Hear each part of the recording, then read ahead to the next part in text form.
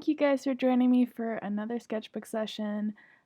This one I actually filmed a while ago and I wasn't sure if I was going to post it, but I figured I might as well. Today's session was me trying to draw Enid from Wednesday just because I was thinking about making a fan art of both of them together, and the key word here is trying. And I think you can tell from my figure study warm-ups that I was really stiff, so this was definitely a hard art day for me.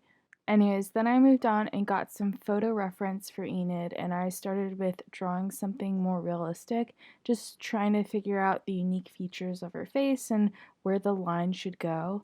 Emma Myers, the actor, has a pretty unique nose shape, so I was trying to emphasize that and make sure it stayed in the drawing, but I just don't know how successful I was because I ran into a lot of problems while I was trying to do that.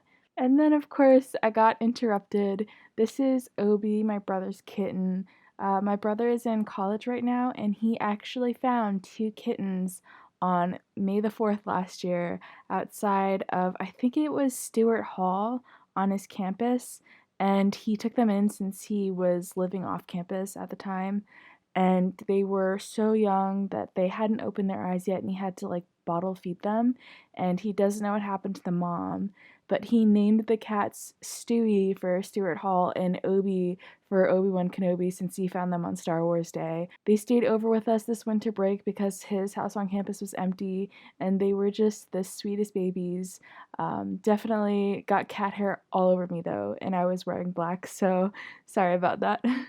And after Obi left, you can see me really struggling because Emma has such defined facial characteristics, but putting them in something stylized made her look so much older, especially these really pronounced smile lines. I added some color hoping it would help, but I was getting really frustrated because it wasn't quite working out and I just wasn't able to get the results I wanted, and I decided to stop for the day. And there is no shame in stopping when you feel like you're banging your head against the wall. If you're not up against a deadline and it's not fun anymore, then don't force it, you know? So I put this away and then came back to it another day with this new watercolor set my sister got me for Christmas. It's a watercolor paint set with 50 colors from TAVALOZZA. She got it off of Amazon, but I can't link it because they don't have it listed anymore for some reason. But I was actually really impressed with this kit. It came with a little package of watercolor paper, a refillable water brush, a sharpener, an eraser, a pencil, a little sponge that goes in the case, and then another flat brush. The vibrancy of these colors are actually really nice.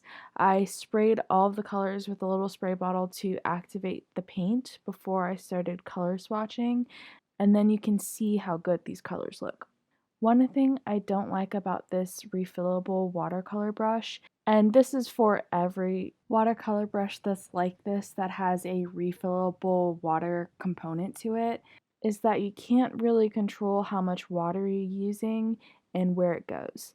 You can see when I squeezed the brush, it kind of just pooled there in big bubbles, which is kind of annoying. And the flat brush that came with the set also looked really cheap, but the colors looked really good. And you can see those metallics are really nice when they're dried, and if you just replace the brushes, which I think I'm going to do, I still think it's worth getting it for the watercolors and the travel case because they're both really nice. Then I went back at this with a bit of a different approach. I decided to really stylize these, but I kept having the same problems with the nose and the smile lines. I felt like adding those unique shapes and those unique features just made Enid look too old. After all, they're in high school, so they're supposed to be in their early teens.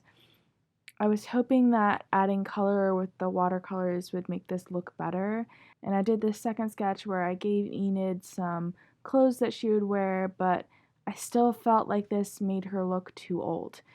Um, I think I was just struggling with facial proportions looking back on this. Like, I can see how I think her face was too long now. You know, hindsight. and the eyes look maybe too high. Emma has a rounder face, so elongating it like that made her look less like a child and more grown up.